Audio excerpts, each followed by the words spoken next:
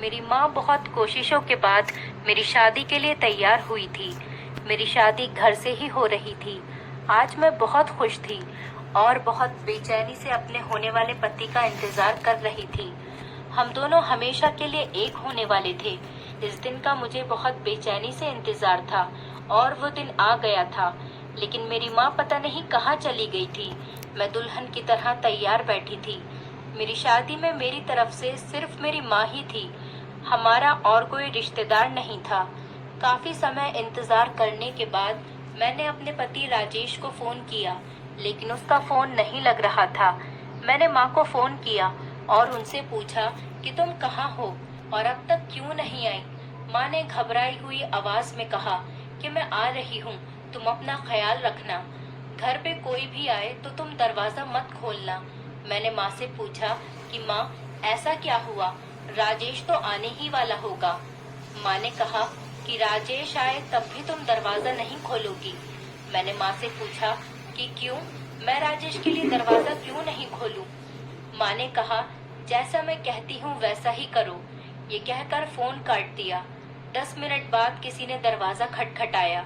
मैंने पूछा कौन है, तो माँ ने कहा कि मैं हूँ और जल्दी से दरवाजा खोलो। मैंने दरवाजा खोला तो माँ बहुत घबराई हुई थी। उन्होंने मुझसे कहा कि जल्दी से अपना सामान पैक करो, यहाँ से अभी इसी समय निकलना होगा। मैंने कहा माँ ये क्या कह रही हो तुम, आज तो मेरी शादी है और बारात आने वाली ही होगी, हम यहाँ से नहीं जा सकते।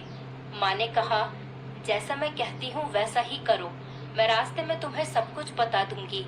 मैं वहीं खड़ी माँ को देखती रही। माँ ने एक बैग में अपने कपड़े रखे और कुछ कपड़े मेरे भी रख दिए। इतने में किसी ने दरवाजा खटखटाया।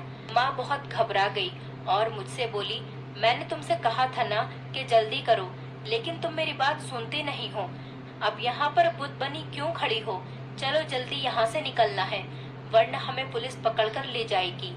मैंने माँ से पूछा कि हमें पुलिस क्यों पकड़ेगी। माँ ने कहा तुम्हारे होने वाले पति को हमारी सारी सच्चाई पता चल गई है। उसने पुलिस को सब कुछ सच सच बता दिया और अब वो पुलिस के साथ हमें यहाँ पकड़ने आ रहा है। मैंने माँ को शक की नजर से देखा और उनसे कहने लगी कि मैं कैसे मान लूँ कि तुम सच कह रही हो। तुम तो पहले ही इस शादी से राजी नहीं थी, तो हो सकता है तुम मुझसे झूठ बोल रही हो ताकि हमारी शादी न हो सके। माँ ने कहा मैं तुम्हारी होने वाली ससुराल गई थी। जैसे ही मैं वहाँ गेट पर पहुँची, तुम्हारा होने वाला पति पुलिस से बात कर रहा था। वो कह रहा था कि काजल ने मुझे धोखा दिया है। मैंने छुपकर उसकी सारी बात सुन ली, इसीलिए मैं उनकी बात सुनकर जल्दी से घर वापस आई और तुमसे भी कह रही हूँ कि यहाँ से चलो, वरना हम पकड़े जाएंगे। उस समय मेरी कुछ समझ में नहीं आ रहा था कि मुझे क्या करना चाहिए। पता नहीं माँ सच बोल रही थी या फिर झूठ। दरवाजा खोलकर भी तो नहीं देख सकती थी कि वहाँ पुलिस ही आई है या फिर कोई और आया है। और अगर माँ सच कह रही होती तो दरवाजे पर पुलिस ही होती, तो वो हमें गिरफ्तार करके ले जाती। माँ ने मेरा हाथ पकड़ा और मुझे खींचती हुई ले गई। हम पीछे के दरवाजे से निकल गए। माँ मुझसे कह रही थी कि जल्दी भागो, हमें यहाँ से निकलना है। भागते भागते हम रोड पर पहुँच गए। माँ ने एक टैक्सी पकड़ी। हम टैक्सी में बैठे। माँ ने उसे बस स्टेशन जाने को कहा। टैक्सी में बैठते ही मुझे राजेश का ख्याल आया कि वो बेचारा तो मुझसे बहुत मोहब्बत करता था। भला वो मुझे कैसे पुलिस के हवाले कर सकता है। मैंने माँ से कहा कि तुम मुझे वहाँ से क्यों लेकर आ गई, हो सकता है दरवाजे पर राजेश ही हो और वो मुझे लेने आया हो। माँ ने कहा तुम बिल्कुल पागल हो चुकी हो, दरवाजे पर राजेश के साथ पुलिस ही थी और वो हमें गिरफ्तार करने आई थी। अगर हम वहाँ पर रुक जाते तो पुलिस हमें गिरफ्तार करके ले गई होती और हम जेल में होते। मैंने माँ से पूछा राजेश को हमारी सच्चाई कैसे पता चली, हमारा सच तो हम दोनों के अलावा यहाँ कोई और नहीं जानता। माँ ने कहा मुझे नहीं पता, हो सकता है किसी ने बता दिया हो। इतने में मेरे नंबर पर राजेश की कॉल आने लगी।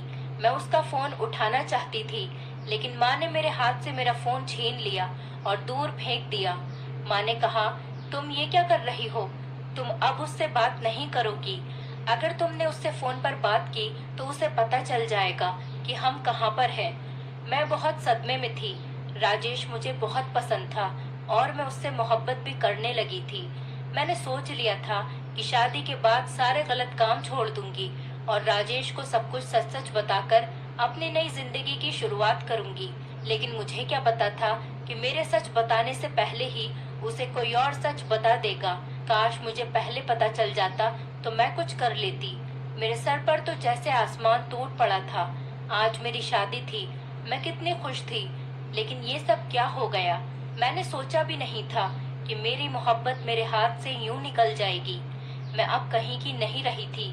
मैं अपनी सोचों में गुम थी कि टैक्सी वाले ने टैक्सी रोकी। अभी बस के आने में कुछ समय था। हम वहीं बैठकर बस का इंतजार करने लगे। मैं सोच रही थी कि पता नहीं भगवान ने मेरी किस्मत में क्या लिखा है। जिंदगी में पहली बार खुशियों ने दस्तक दी थी, लेकिन शायद खुशी मेरे नसीब में ही नहीं थी। मैं वहीं बैठे बैठे अपने अतीत में गुम हो गई। वही अतीत जिसकी वजह से आज मुझे भागना पड़ रहा है और बेगुनाह होते हुए भी मुझे अपना मुंह छुपाना पड़ रहा था। मेरी एक ऐसे घर में आँख खुली थी जहाँ गरीबी के अलावा और कुछ नहीं था। मेरे माँ बाप भीख मांगकर अपना गुजारा करते थे।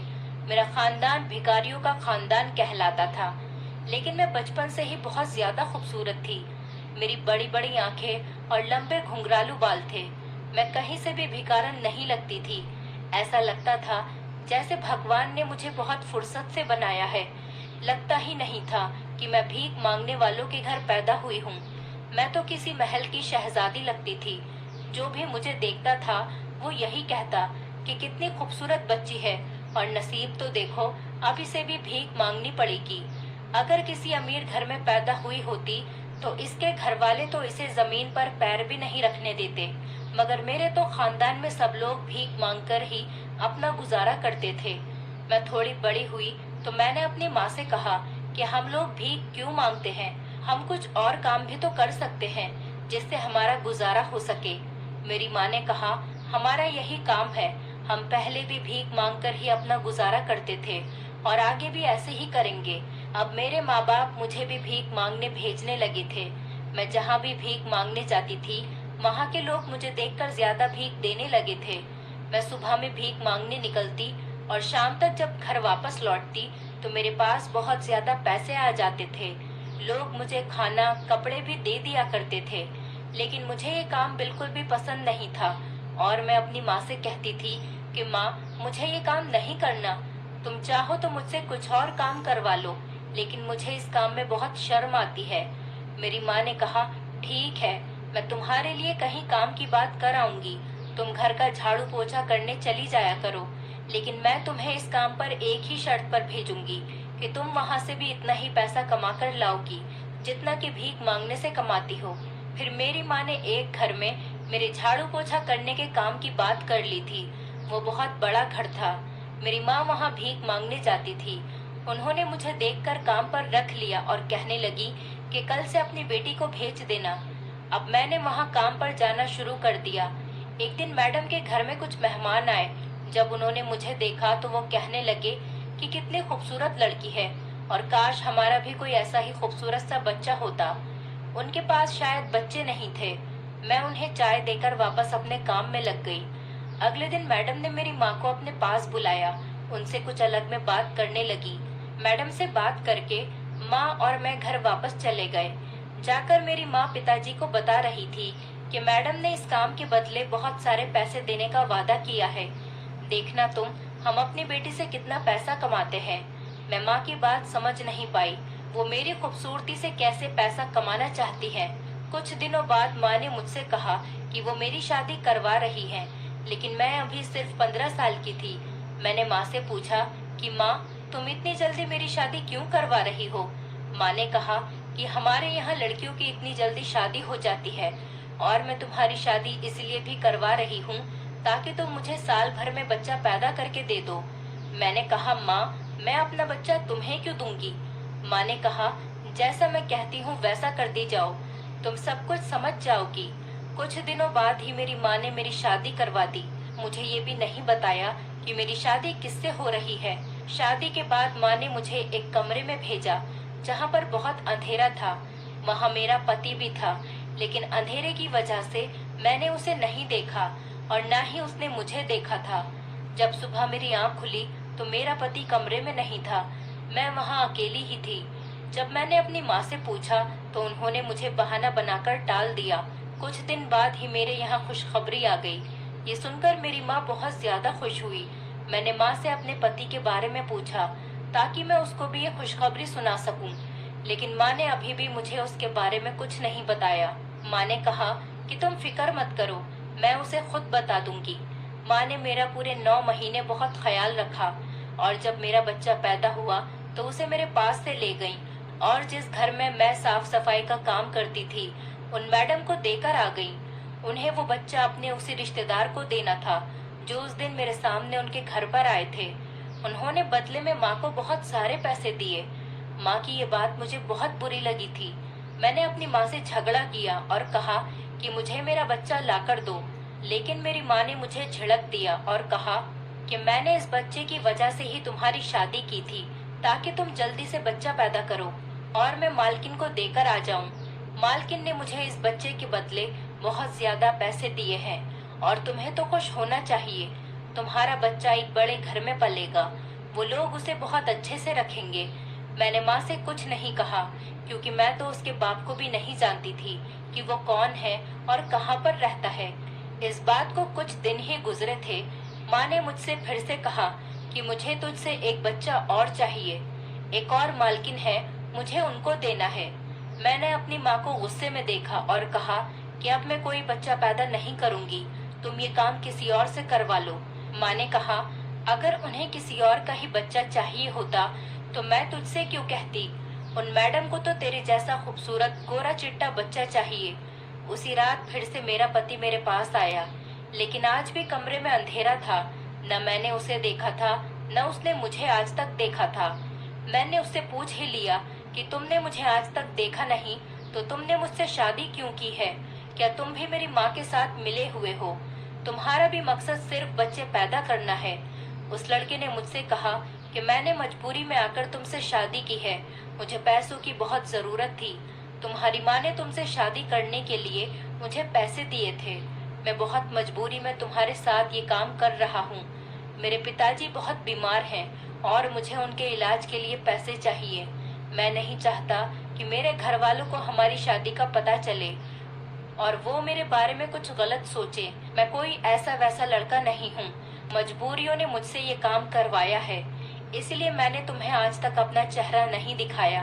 मैं बुरा इंसान नहीं हूँ, लेकिन मजबूरियों ने मुझे बुरा बना दिया है। अगर मैंने तुम्हें अपना चेहरा दिखा दिया तो तुम सबके सामने मुझे पहचान जाओगी। मैं नहीं चाहता कि हमारा रिश्ता किसी के सामने आए। मैंने उससे कहा कि तुम फिक्र मत करो, तुम मुझे अपना चेहरा दिखाओ। मैंने अगर तुम्हें कहीं देख भी लिया तो मैं तुम्हें पहचानने से भी इनकार कर दूंगी। लेकिन उस लड़के ने मेरी बात नहीं मानी और वो वहां से चला गया और मैं फिर से प्रेग्नेंट हो गई। मैंने एक बेटे को जन्म दिया।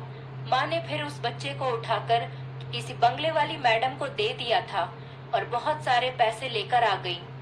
माँ का लालच तो पूरा होने का नाम ही नहीं ले रहा था।